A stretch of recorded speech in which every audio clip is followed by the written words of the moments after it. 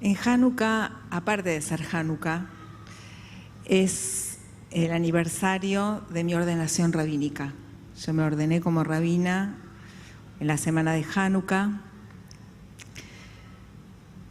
Y me acuerdo que el texto que había utilizado era el de la parashá de esta semana, Parashat Miketz.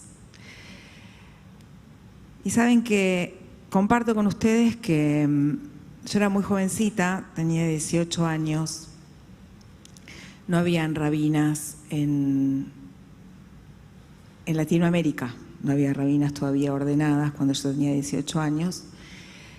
Y era mi sueño ser rabina. En realidad, yo conocí al rabino Marshall Meyers, Zichrono Libraja, que fue mi rabino. Lo había visto, pero lo conocí personalmente en una casa, en una reunión. Hablamos y sus ojos azules penetrantes quedaron grabados en mi memoria. Y hablé, intercambié unas palabras y yo dije, yo quiero ser eso. Yo quiero ser rabino. Y ese fue un sueño que quedó guardado mucho tiempo. Y vieron que cuando uno, lo comparto porque cuando uno tiene sueños, en realidad uno dice, bueno, quiero ser eso. Y uno se imagina, de acuerdo a lo que ve, lo más visible de un rabino, ¿no? Carismático, hablándole a mucha gente. ¿Qué es un rabino? Un rabino es alguien que habla. Eso es lo que yo entendía y veo y escucho mucha gente que todavía piensa que eso es un rabino, o a eso se dedica un rabino. Y pasaron los años y no hablé de este sueño, pero lo guardé en mi corazón muchísimo tiempo. Y cuando por fin me animé, porque era el tiempo, porque yo me animé, porque a veces así son las cosas, me di cuenta que tenía un sueño, que no era solamente un sueño porque quería ser así, quería hacer eso y quería hablar, porque yo era docente de estudios judaicos y estaba todo el día dentro de aulas enseñando tradición judía, ya parte de lo que hace un rabino. Pero recuerdo que yo dije, yo quiero acompañar a la gente, inclusive a los niños, en todas las etapas importantes de la vida, no solamente en las 4 paredes del aula. Y es así como, de a poquito, me fui ocupando de que ese sueño se concrete. Les cuento esto porque seguramente voy a despertar en cada uno de ustedes que piensen en algún sueño que quedó ahí o algún sueño que realmente no quedó solamente guardado, sino que realmente pudieron concretar. Y empezamos la semana pasada con los sueños de Yosef. Yosef sueña 2 sueños de grandeza y es en esta parashá, en el texto de esta semana, cuando se concretan sus sueños. ¿Se acuerdan el sueño de las espigas, de las 11 espigas que se inclinaban frente a la espiga de Yosef? Y el otro sueño, el sueño de las estrellas, el sol y la luna que se inclinaban directamente ante Yosef. Y cuando estudiamos y volvemos todos los años sobre esos sueños, pensamos en el creído de Yosef, un soñador con sueños como muchos de nosotros que tenemos ganas de ser y hacer un montón de cosas, y en esta parashá esto se cumple. Yosef pasó infinidad de cosas desde aquel momento en que contó los sueños, que tenía 17 años, hasta los 30 años que aparece aquí en la parashá. Ya un hombre, Yosef. Yosef fue vendido como esclavo. Yosef estuvo en la casa de Potifar. Fue acusado en esa casa, entonces fue enviado a la cárcel. Y en la cárcel también se hizo su lugar y su espacio. Se hizo conocido. Esta vez no como soñador, sino como intérprete de sueños. Y en nuestra parashá, el faraón sueña también. Y sueña con 2 sueños muy parecidos. el famoso sueño de las vacas gordas y las vacas flacas. Veía 7 vacas gordas y 7 vacas flacas, yo se los recuerdo. Las vacas flacas se comían a las vacas gordas. Y lo mismo después con las espigas de trigo. Espigas robustas, 7, y después las flaquitas, pobrecitas, que se comen, terminan con las robustas. El faraón, desesperado por encontrar cuál era la solución, cuál era la explicación, la interpretación de estos sueños, llama a todos los magos, a todos los hechiceros, a todos los adivinos del reino, y nadie le puede traer una respuesta al faraón. Entonces, el ministro del vino, Saramashkim, se acerca y le dice al faraón: mira, yo conocí en la cárcel, ¿te acordás cuando fui enviado a la cárcel y después me sacaron de ahí y estoy al lado tuyo? Conocí a un muchacho hebreo. Este muchacho hebreo es excelente, es el mejor intérprete de sueños. Tal vez él te pueda dar una explicación a estos sueños que vos tuviste. Entonces inmediatamente el faraón manda a buscar a este muchacho hebreo, que lo saquen rápidamente del pozo, dice en el texto, no dice en la cárcel, del pozo, como aquel pozo donde lo habían arrojado sus hermanos, pero ahora en Egipto. Que lo saquen, que lo afeiten, que le pongan buenas ropas y que se presente ante el faraón.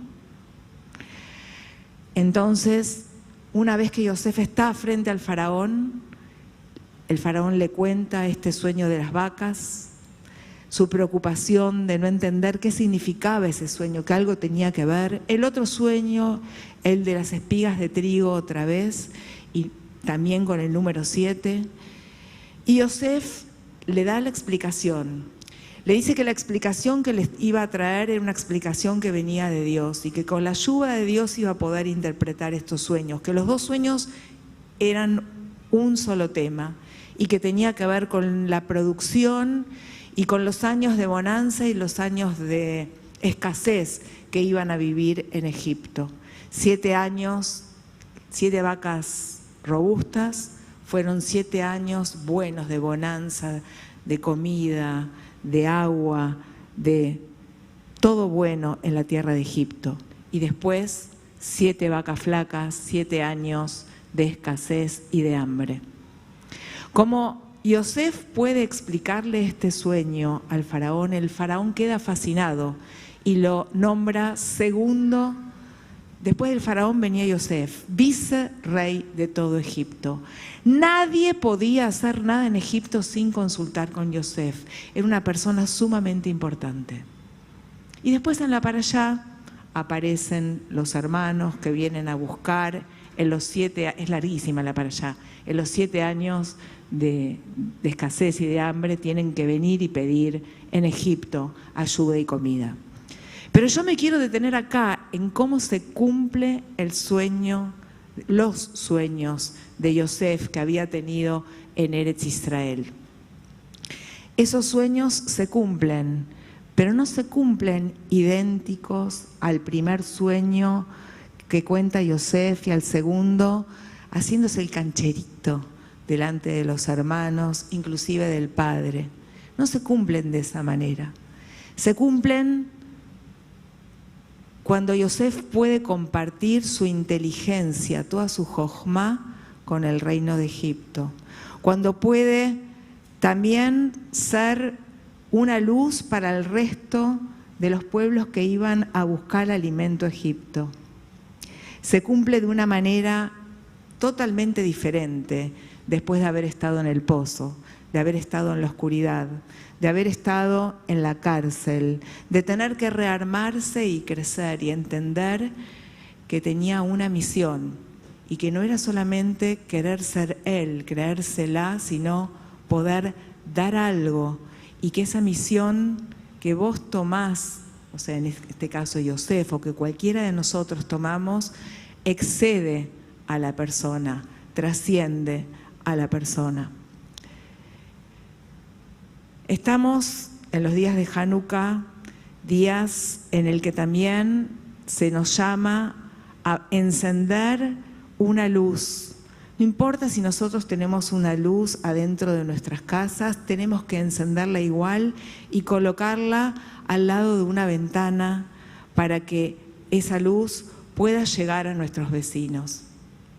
Empezamos el Kabbalat Shabbat mencionando a nuestros hermanos asesinados en Australia y también les dije, al otro día estaban encendiendo la luz, porque ese es el mensaje, es cumplir los sueños, continuar con la luz a pesar de la oscuridad que nos rodea.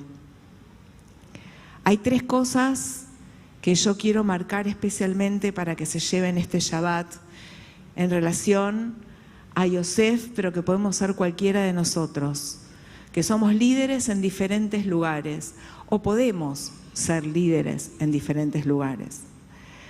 Nosotros tenemos que guardar los sueños, no tenemos que olvidar los sueños que tenemos, pero también tenemos que ponernos objetivos que sean objetivos elevados. Ese es uno, guardar los sueños y trazar objetivos elevados. Eso lo hizo Yosef, eso lo podemos hacer también nosotros. Un segundo punto es darnos cuenta que a veces nos tenemos que correr del centro. No es solamente lo que nosotros queremos hacer, lo que nosotros queremos lograr, sino también entender que estamos para algo más. Yosef tuvo una misión que llegó también a no mantener él económicamente, sino pensar en el futuro de toda la tierra de Egipto. Y así casi sin querer también, en cómo darle la parnasá, sería la palabra en ibrit, o cómo lejalkel, cómo mantener, cómo buscar la economía, ¿sí? Inclusive para sus hermanos que venían de Eretz Israel. Y lo tercero, entender que cuando nosotros hagamos cualquier cosa que tenga que ver con nuestros sueños y con lo que nosotros entendemos que es nuestro propósito, estar preparados, porque siempre van a haber dificultades. A veces no nos damos cuenta, queremos ese sueño color de rosa, pero nada es así en la vida, están las dificultades y son las dificultades y los errores que cometemos y el aprendizaje que podemos tomar de cada error que nos lleva a nosotros a poder enseñar. Miren, Hanukkah no es solamente inaugurar, porque los macabeos inauguraron el templo que limpiaron, sino que también tiene la misma raíz que Jinuj, que educación. Para educar, hay que luchar, hay que caer, hay que levantarse, hay que encender luces, hay que hacer todas estas cosas, guardar los sueños, corrernos a veces del medio y saber que tenemos que pensar un poquito más allá de nosotros y tratar de saltear las dificultades, aprender de los errores y seguir adelante. Por último, para cerrar, nosotros en Hanukkah hablamos muchísimo del Nes, del milagro del frasquito de aceite, que alcanzaba para encender un día la menorá, ese candelabro de 7 brazos que estaba en el templo de Jerusalén. Pero ocurrió un milagro, el milagro de que el aceite duró 8 días y esa menorá se transformó en nuestra celebración de Hanukkah, en Hanukkah, un candelabro de 8 brazos con un shamash, un noveno que enciende el resto. Yosef vivió 110 años, cuentan en la Torá. Y la palabra Nes, que es milagro, tiene 2 letras. Nun, que tiene el valor numérico de 50, y Samach, que tiene el valor numérico de 60. 60 más 50, 110. Que podamos nosotros tener una vida de Nes, de milagro. No solamente milagro es Nes, sino también es levantarse. Poner un Nes es un estandarte, poner algo por sobre las dificultades que la vida nos presente y poder así realizar nuestros sueños llenos de luz. Shabbat Shalom. Nos vamos a poner de pie para Aleinu.